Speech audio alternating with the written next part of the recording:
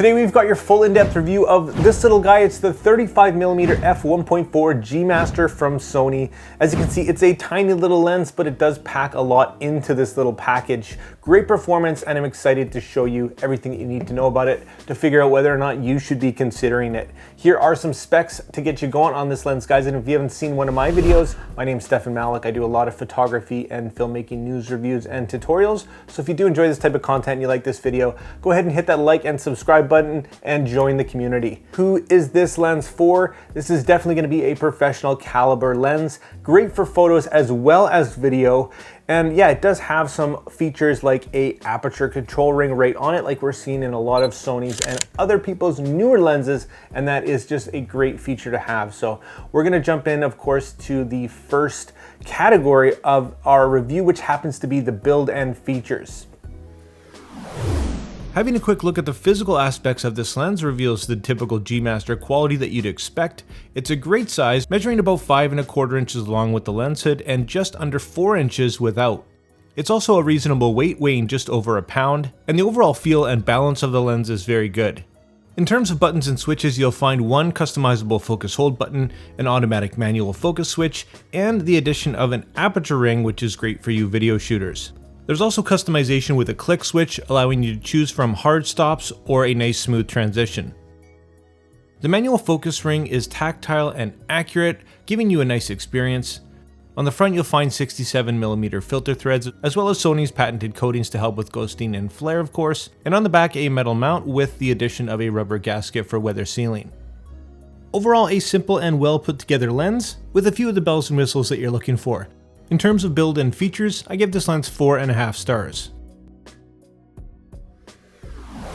Next, we'll have a detailed look at how this lens performs, starting with, of course, the autofocus.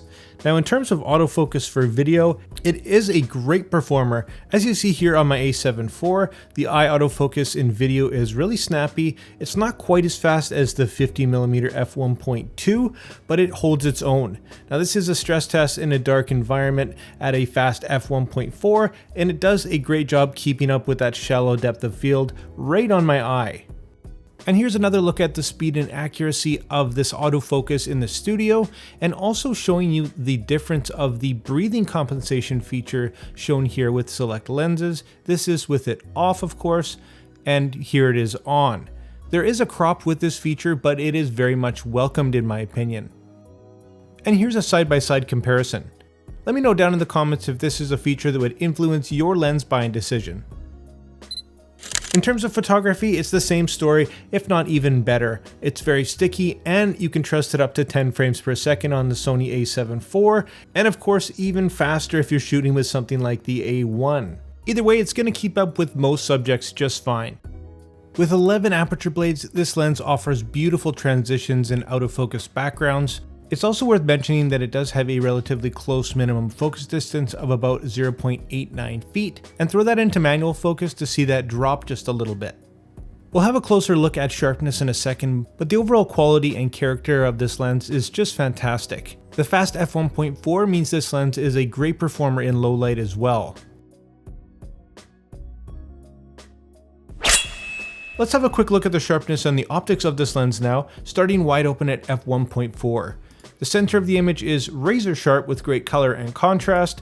The corners are very good, not perfect. There's a tiny bit of softness here you can see at f1.4, and there is a little bit of vignetting to speak of. As you stop down here to just f2, you can see most of that vignetting disappear and the sharpness improve. Stopping down further, down to f2.8, looking really good now. And here at f4, it's a great performance across the board. Keep going to f5.6, looking very good. F8, and all the way down to F11, looking fantastic still.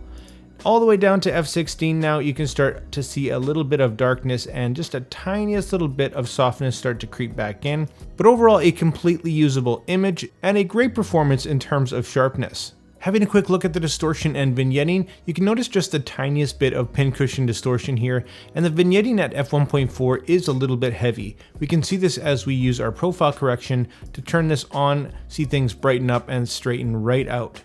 So in terms of distortion, very well controlled. And in terms of vignetting, as we stop down to just f2, we can see that pretty much disappear. Overall, a great performance in terms of sharpness and optics. So quickly, let's touch on this versus the 35 f1.8, which a lot of people are probably going back and forth over. Well, if you are a video shooter, the 1.8 is just a great option, and it has been for a long time. This is just in the class above. Everything about this lens is better, and you can actually use the breathing compensation as you saw, which is going to be lacking in the f1.8 version. So if budget's not an issue, I would completely recommend this lens over the 1.8. It's just got some more bells and whistles. It's just a better lens. It's a G Master. Of course it is. But the f1.8 is definitely a fantastic lens and does hold its own still in this day and age. So if budget is the biggest factor, I might recommend the 35 1.8 to you. Absolutely no problem. But again, if money is not an issue, this is the better, newer, faster, everything lens. Here are a few more of my favorite shots with this lens as we wrap up performance. I have to say that this thing is a great performer overall, and anything you throw at it, it will handle with ease. I can confidently give this lens 4.5 solid stars.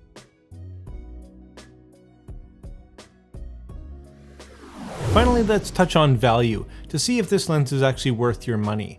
Now, coming in at $1,400 US MSRP, it is a very expensive lens. Now, there are some comparables. We've got the Sigma 35 f1.4 DGDN, which is great value for money, a little bit bigger, a little bit heavier, and the autofocus might not be quite as reliable, but it is a good option.